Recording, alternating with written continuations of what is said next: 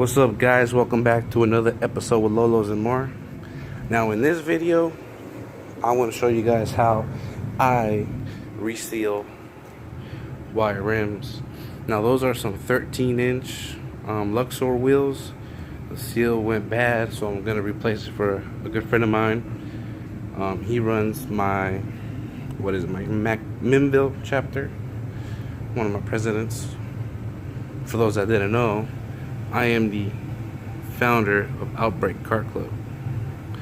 But yeah, I want to show you guys how to reseal those rims the way I do it.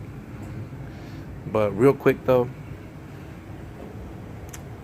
the way I get my money to buy my lowrider parts to keep my lowrider going is I do scrap metal. Right here in this big pile, I probably have roughly, I don't know, anywhere between $140 to $200 worth of scrap. There's not much in steel. There's maybe like 5 cents a pound for steel, but that doesn't really matter. But steel came with the crap that I had to take apart to get all the good stuff out. The big money maker are the coils. Those over there. One coil that's right there. Aluminum, not much. Cables, not much either. But yeah, this is the way I get my extra money to go towards my lowrider. And don't judge me. I do have a good job. I do have a good paying job. Just I'd rather use that money to put into savings and keep providing for my family. I'm doing good. It's just this is how I pay for my lowriders. I like to scrap because I don't want to use that money that I get paychecks from. So, but yeah, that's how I do with my lowrider parts. But let's go ahead and continue, and we're gonna reseal that rim. I'm gonna set up my tools real quick, get rid of this pile. We'll be right back. Okay, now that I have everything laid out, now that I got rid of that big ass pile of scrap, so I have all my tools laid out for what I need. So what you need to complete this job, to pretty much reseal it, I mean, you can tell that somebody had resealed this one time. It looks like crap. Somebody did this before. This residue right here looks like duct tape residue, so it looks like someone, the flap that was probably here before tried to use duct tape to seal it up. But this seal doesn't look original. So I'm gonna take that crap off and then put the new stuff. But this is what you need to do the job, to help you do the job. So you're gonna need a flathead screwdriver to get at what you can of the seal, and then whatever you can get with the screwdriver, you're gonna use your wire wheel on your grinder. So you're gonna use that. So once you get it with the grinder, I'm gonna use my welding brush, the steel brush, and get at it after I take most of it off with the wire wheel, with the grinder. Now, you will need your new sealant. So, to pick the right sealant, it can be any color. It can be black. White, I'm not 100% about white. I think the white material is a little different. But you can also use the clear stuff. But I always go with the black stuff. I always go with the GE brand. Always. And then the way I pick it is I always make sure that it says will not shrink, crack, break down or wash away. And I always make sure that it's waterproof, sunproof, freeze-proof, and flexible. That's what you need. That's what qualifies the caulking to be good on these wire wheels. Now, I bought 3. I wasn't 100% sure how many I needed. I used to do this 10 years ago. I did this to my wheels, and then I did it to a friend of mine. I did it for his wheel too. This was 10 years ago, so I don't remember. So you might end up just needing 2 of these tubes. So, but yeah, I bought 3 just to be safe. So, just going in the process real quick before I show you. Take this out with a screwdriver, whatever we can else with the grinder, and then brush it with the brush, hand brush, and then once I clean it up, after I'm done actually with taking off the seal, I'm going to take this caulking and I'm going to do it around each nipple around the rim. Once I get it on each nipple, I'm going to use the brush right here. I mean, you can use any brush really, but I think a smaller brush, like a 2-inch brush like this, works just great. After you put caulking on all the nipples, use that brush and dab it. Pretty much just tap it, dab it, whatever, each nipple. That helps get rid of any air bubbles that's probably in there once you lay down the caulking. So once you dab each nipple, you take your tube again, and you're gonna go ahead and lay on a nice good layer. Not a good layer actually. It's more like a zigzag of caulking on this, and then we're gonna grab a thin piece of cardboard, cut it, and then that'll be my I don't know what you want to call it, but my flap to run it smooth. But we're gonna go ahead and do that. I'll get a few clips of each step that I do. So let's get started. I'm gonna set the camera up, and you'll see me start to use the screwdriver to get this crap off.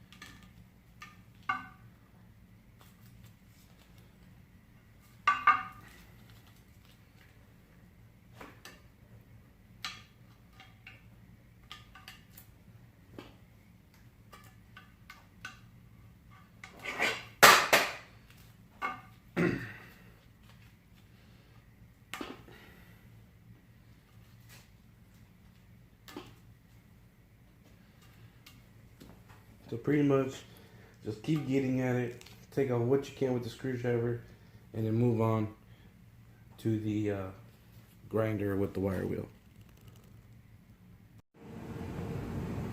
Okay, so now I did what I could with the screwdriver, prying it all off. It came off pretty good. It took me approximately 15 minutes, 15 to 20 minutes to take all that off. So what I'm gonna do now is grab my grinder with the wire wheel.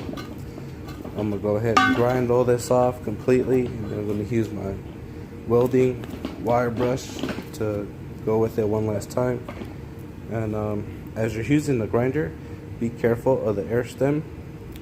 So just be careful in that area. So let's get to it. Sit you guys there.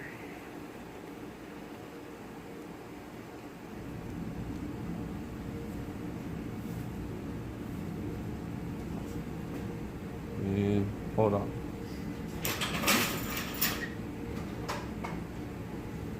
I like to wear safety stuff, so I don't want to, one day not have an eye, something like that.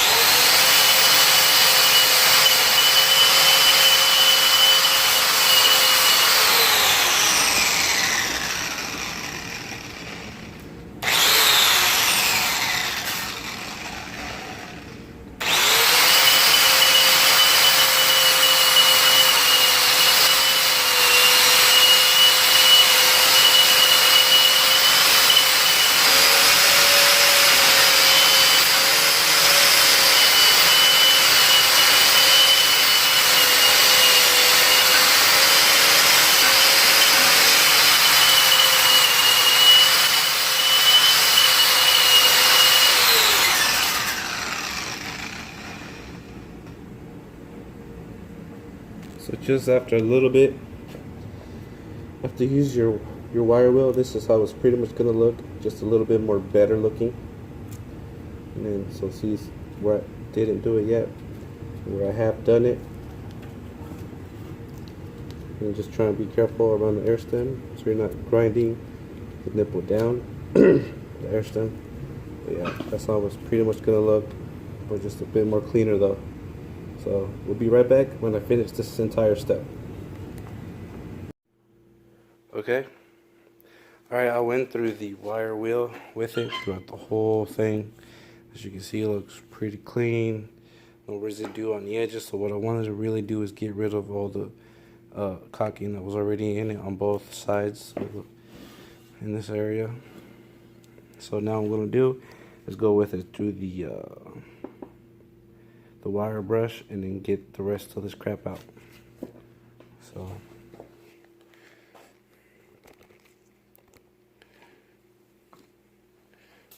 with your brush, you just wipe off the rest of the crap.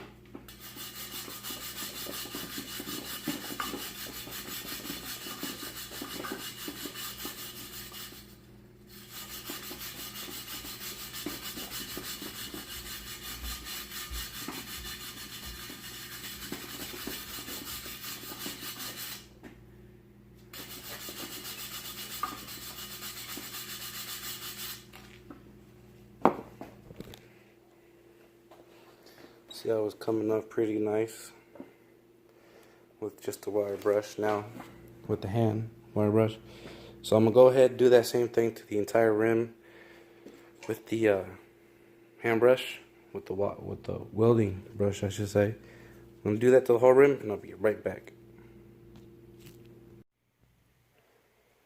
So now that I covered every nipple, so now I want to take my brush and dab it pretty much. Just like that. Dab it into the nipple. That way it gets rid of any air bubbles. And that way it also helps to compact it into the nipple. So I'm going to do that. So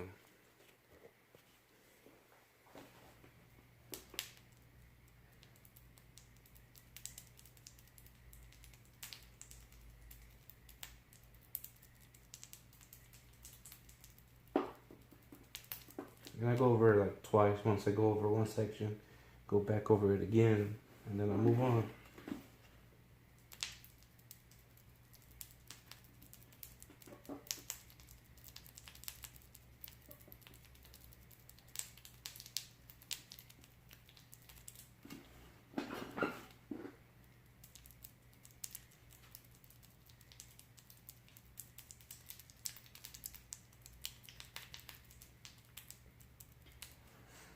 But yeah, I'm gonna go ahead and do that for the rest of the wheel, and we'll be right back when we're ready for the next step.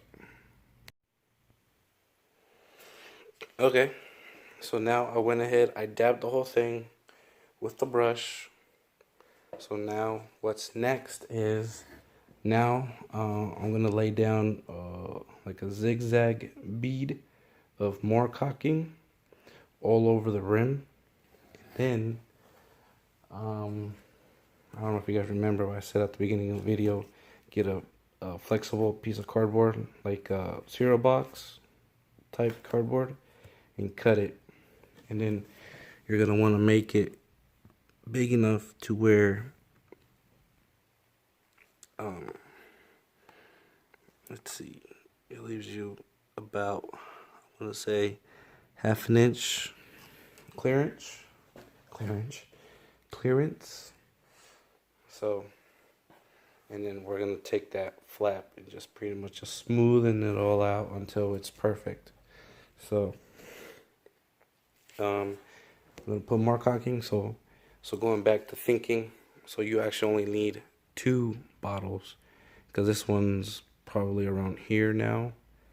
So, and then I'm gonna use almost one whole tube just to go zigzag around the wheel, and then take off the excess caulking with the flap that I just made out of cereal box.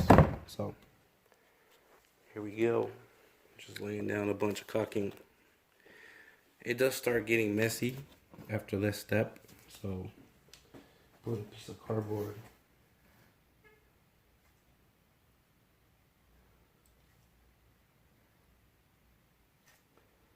Yeah, just like that. Just zigzag it.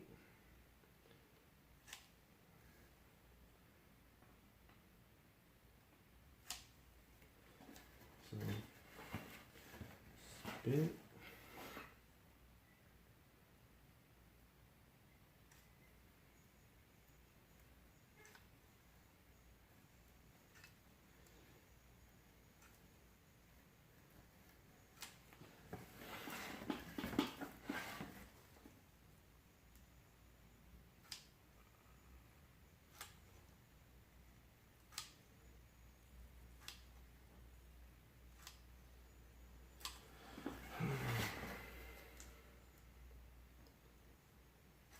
I don't know, I guess you might need just one. Shit, I remember going through at least, very least, 2 of these tubes.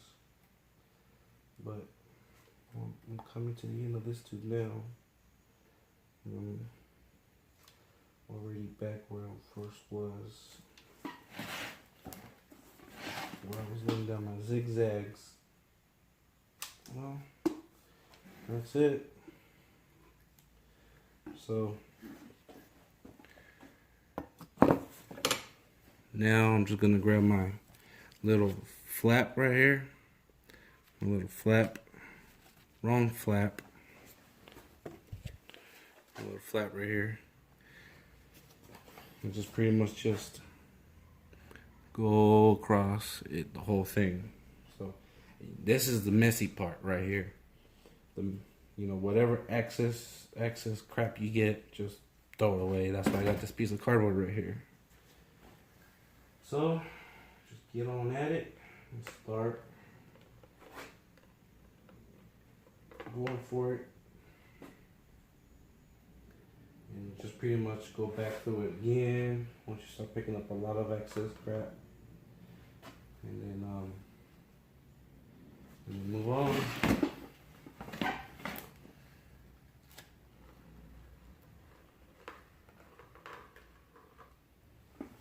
So, I'm not a professional or anything, but I think I know what I'm doing. Like I said, I did this when I was like 17, 18 years old to my own ribs, and they held pretty good. So, I gotta go through it one more time. I haven't done the whole rim yet, so don't judge me.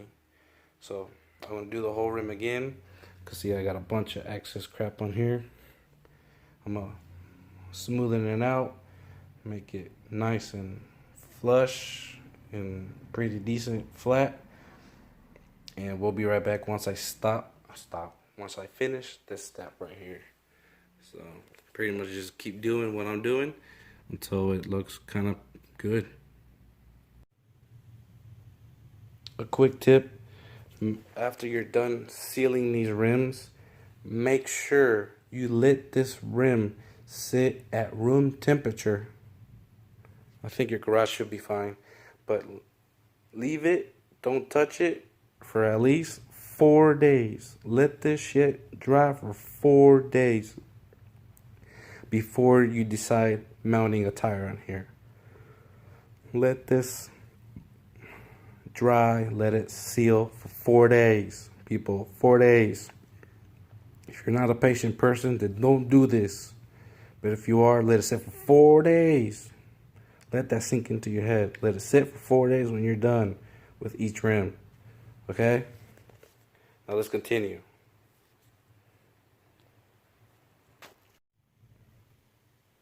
So, back again. So I went ahead, took the flap, went over the whole entire rim, make it look flattish. But really, all you gotta really look for is make sure that you don't see the nipples, the nuts of the spokes popping through. If those are popping through, you gotta lay down some more caulking and flap it again. But other than that, that's pretty much it. There's no point in really making this look good, you know, because in reality, who's gonna see it? Nobody's gonna see it because there's gonna be a tire over that. So, but in reality, if it looks messy, then you took your time, you dabbed it right, you squeegeed it, flap it, whatever, right. Make it even. Make sure you don't see any nipples anywhere. You pretty much done a good job, because really this doesn't have to look all that pretty. So, I mean, I was thinking about maybe cleaning up the edges, but in reality, who's gonna see it? You know, maybe it's better this way to keep its good seal. So, and make sure you don't put any caulking inside the air stem, or else you'll screw up the air stem, and the person will have to get a new one. So just make sure you double check. You see no edges of any nut of spoke nuts. Make sure you don't see any.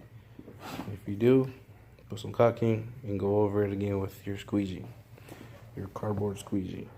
But that's pretty much it for this video, for this 13-inch Luxor all chrome. But yeah, if this video helped you out for any of your future projects of resealing your own rims, please like the video. If you want to comment anything that I probably should have done, then go ahead and comment on that. But this is the way I do it. This is how I've always, I guess that a couple of times that I've done it back in the day. I've done it, but yeah, it's good for me. So this is a pretty good. Say you come across some 13-inch rims or 14s or 15s, whatever you're into. Say you come across them, the person tells you the seal. Because the seals are bad, and you get them for dirt cheap. They're not garbage. The rims are not garbage. Just do this, and the rims are good. Believe me. If you come across some rims that have bad seals, do this. It'll be worth it, especially if they're clean chrome rims. I say go for it and get them for that cheap price. It really, for each rim, it probably takes, I don't know, about an hour, hour and a half, depending if you prep it right for each rim. And I'm telling you, it's worth it. Because each of these tubes over here in Oregon, they're about $6.75 a tube. If you don't have a brush, this brush is about $3. You don't have a screwdriver, driver's about $2 to $3. you don't have a caulking gun, that's about another 10, $8. You know, piece of cardboard, steal it from your cereal box. But that's pretty much it, really. And then, you know, a wire wheel for your grinder to help you grind off all that crap. That I pulled that off with a screwdriver. But that's it for today. Hopefully you guys liked the video. Please smash the like button if you liked the video. If it helped you guys out, leave a comment. Anything, I'll respond back. If you haven't subscribed, please do so. It'll motivate me more to do these videos for you guys, to show you guys how I do my thing, my way. So subscribe, hit the little bell icon to notify you guys each time that I upload. So, Lolos and more. Peace.